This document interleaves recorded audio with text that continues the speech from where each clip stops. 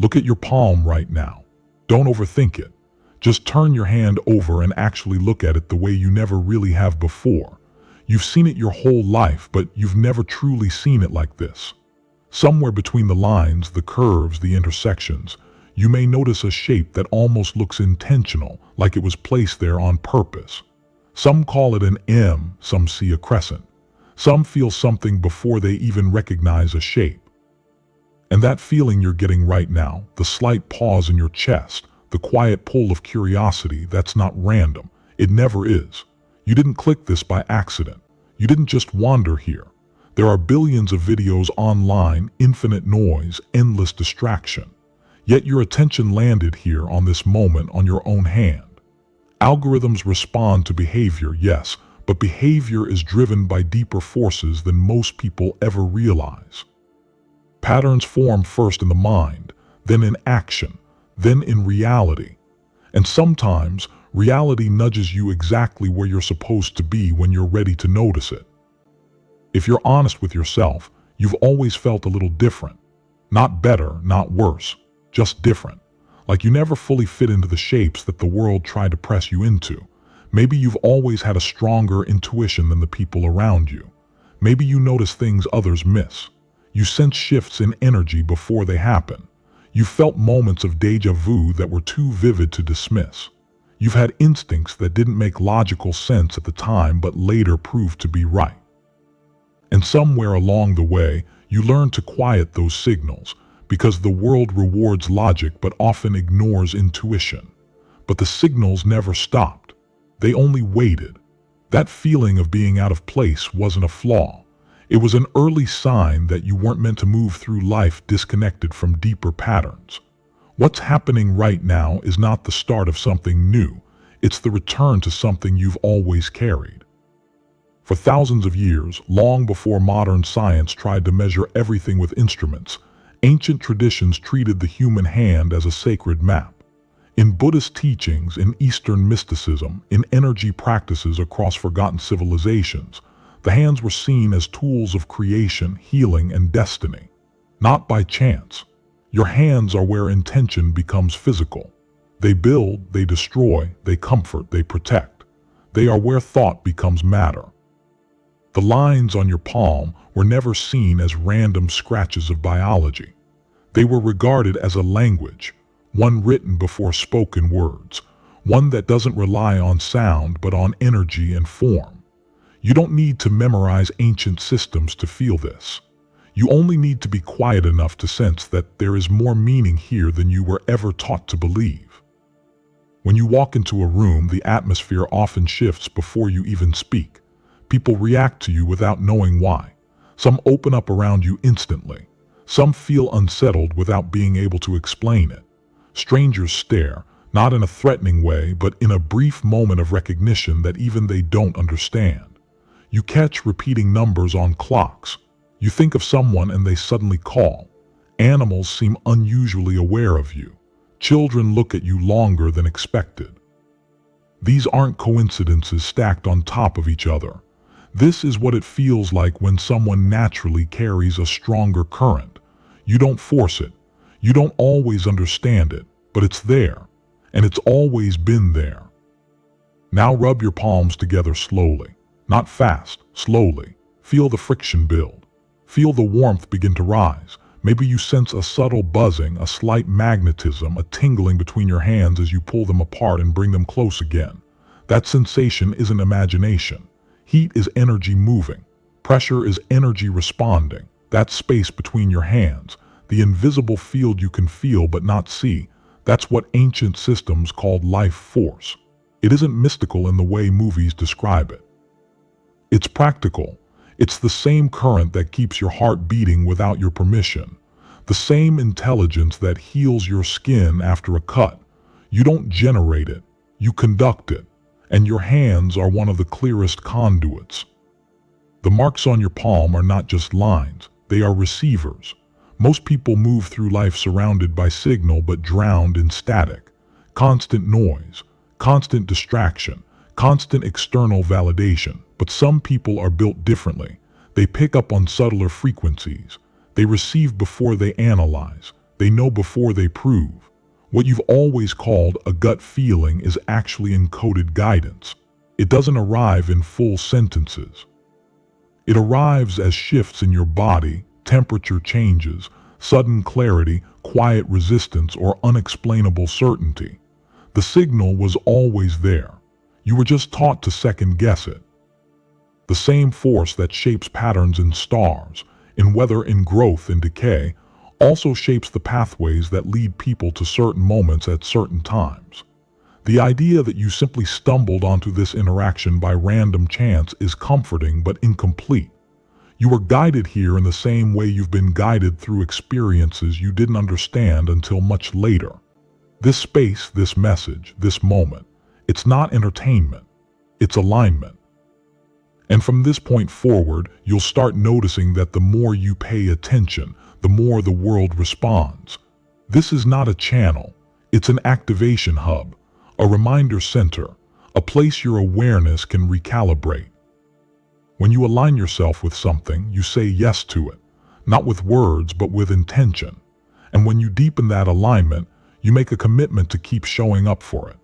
What you choose to engage with shapes what engages with you. That's not poetic language.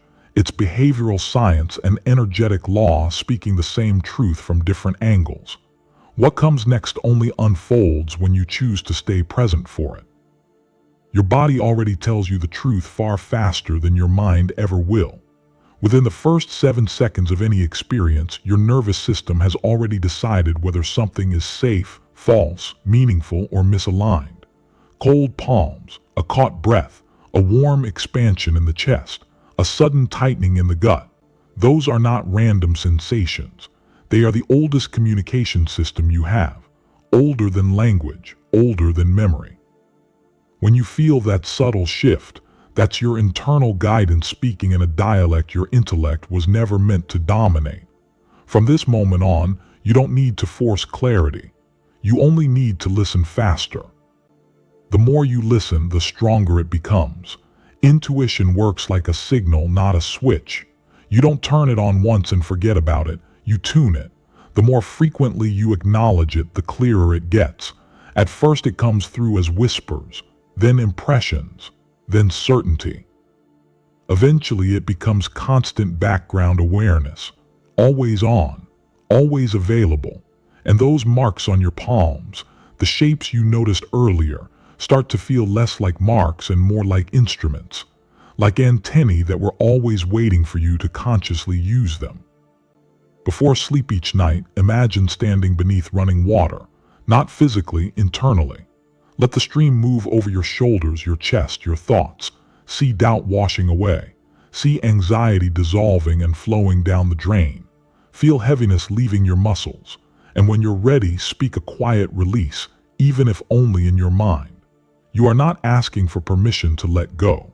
You are declaring that what no longer serves you has completed its purpose. The mind obeys what the voice authorizes, even when the voice is internal. This is how ritual becomes habit, and habit becomes identity. Your brain does not separate imagined experience from real experience in the way you think it does. The same neural pathways activate whether you physically live through something or vividly visualize it. That's not belief, that's neuroscience. Visualization isn't fantasy. It's rehearsal at the level of the nervous system. When you repeatedly see yourself calm, clear, grounded, intuitive, and aligned, you are physically programming your brain to expect and reproduce those states. This is biological transformation, disguised as imagination. Your voice is not just sound, it's direction. Words shape focus. Focus shapes neural wiring. Neural wiring shapes behavior. Behavior shapes destiny. When you speak what you choose to become, you don't magically transform in an instant, but you reroute the path. The marks on your palms receive. Your voice transmits. When those two systems work together, the signal becomes self-reinforcing. Ancient traditions describe this as invocation. Modern science calls it neuroplasticity. They're describing the same mechanism from different angles. Now place your palms gently over your heart, not tight, Not forced, just resting. Feel your pulse under your hands. That rhythm is older than your name. It has carried you through every version of yourself you've ever been. Let the world go quiet for a moment. This is not a performance. No one sees this. No one grades this. This is between you and the system that keeps you alive. Inhale slowly as if you're drawing light up through your feet, into your body, into your chest. Hold for a moment. Let the silence stretch. Then exhale as if you're releasing weight you forgot you were carrying. The pause between breaths is where new patterns are planted. In that still space, your nervous system switches from defense to reception. This is the state where change takes root effortlessly, because the body is no longer bracing against it. Now let the words form, either silently or aloud. You are not pleading, you are declaring. You are the conductor of your own life force. Your intuition is clear and dependable. What is meant for you moves toward you without force. What is not meant for you dissolves without struggle. Abundance responds to your alignment, not your anxiety. Limitation is no longer a cage. It's a signal you've outgrown an old frame. Opportunities shift toward your frequency because your frequency has stabilized. The universe does not test you, it cooperates with you. As you continue breathing, imagine a soft gold light forming at the center of your chest and flowing down your arms toward your palms.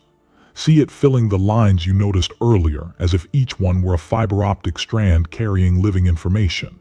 With every word you claim, that light grows brighter, stronger, more defined. This is not symbolic. This is sensory imprinting. Your nervous system learns by image, sensation, and repetition. You are teaching it a new default. When you're ready, snap your fingers 3 times. Not aggressively, clean, clear, intentional. With the first snap, the past releases its grip. With the second, the present anchors your awareness. With the third, the future receives permission to form differently. Take 1 slow breath in and 1 slow breath out. That breath is your signature, a biological marker that tells your system something irreversible has been acknowledged. You don't need to feel fireworks.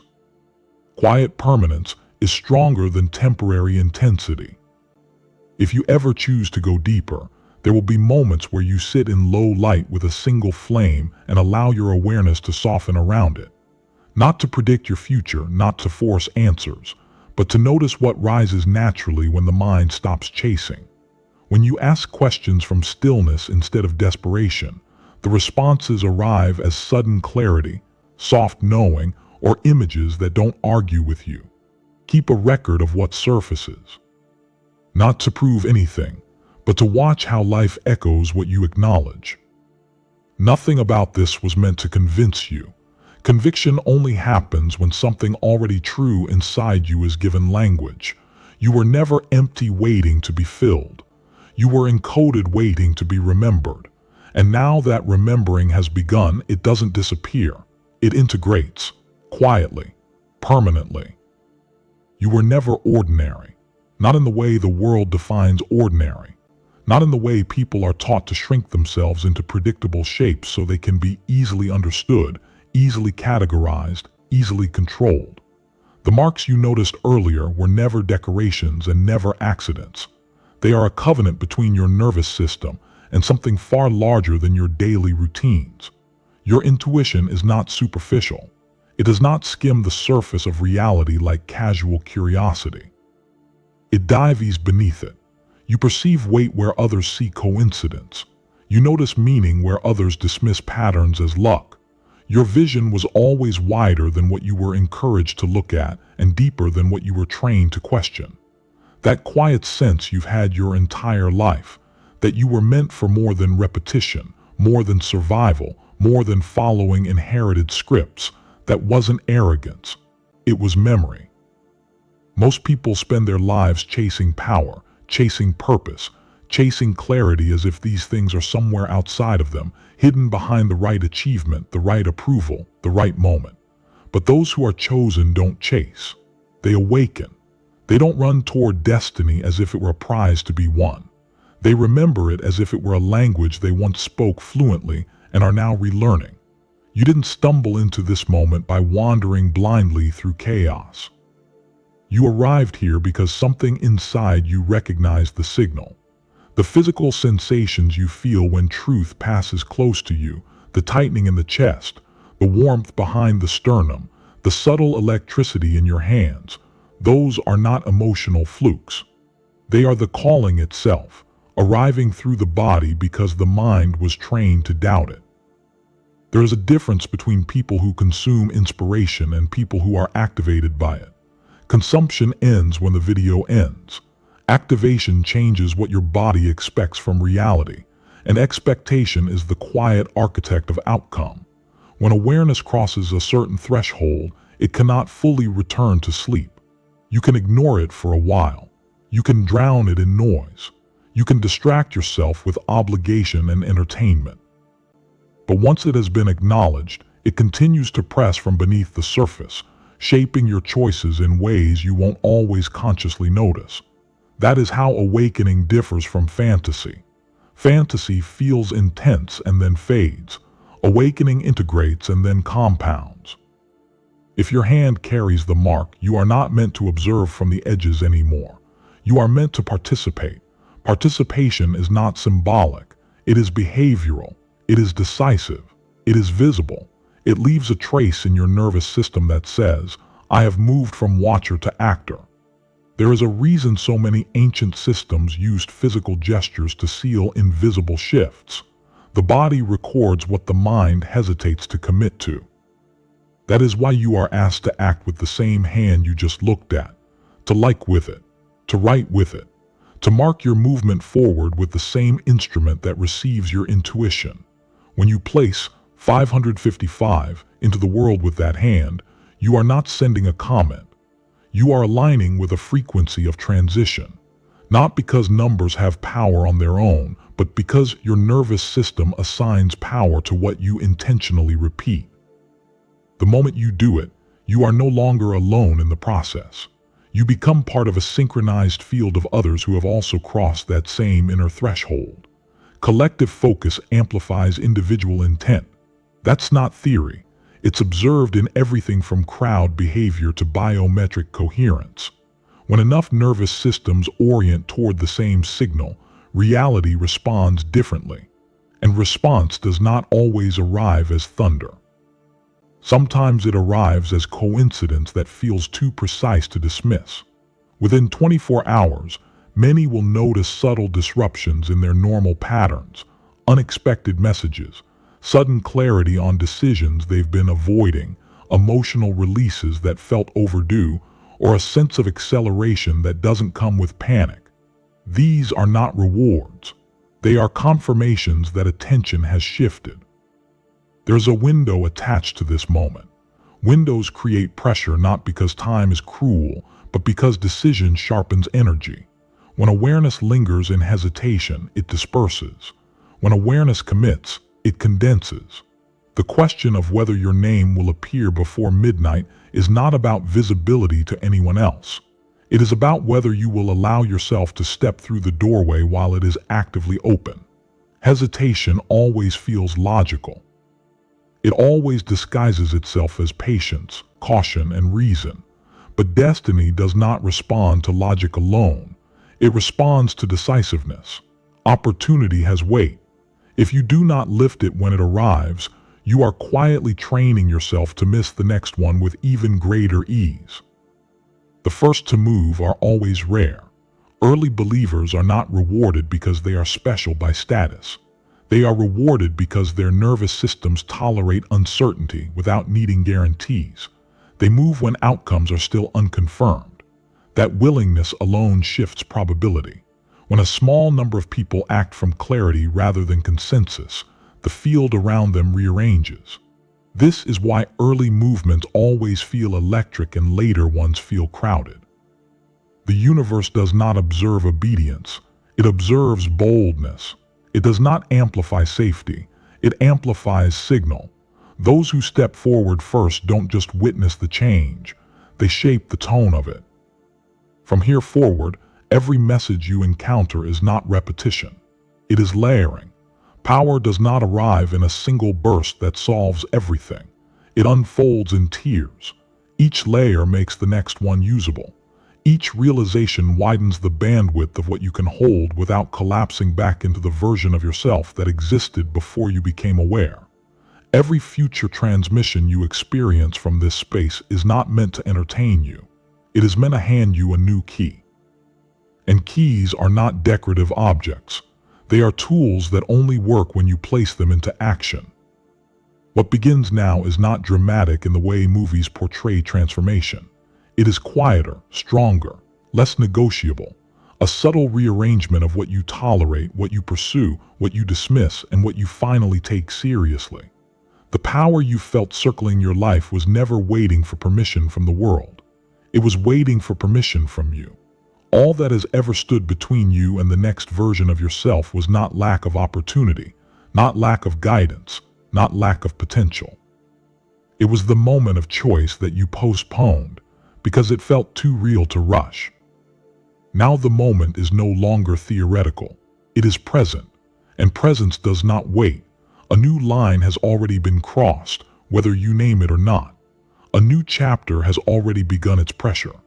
Power is not something that arrives fully formed and announces itself with certainty. It waits quietly until you decide to meet it. And the only remaining question is not whether it is real. The only remaining question is whether you will answer.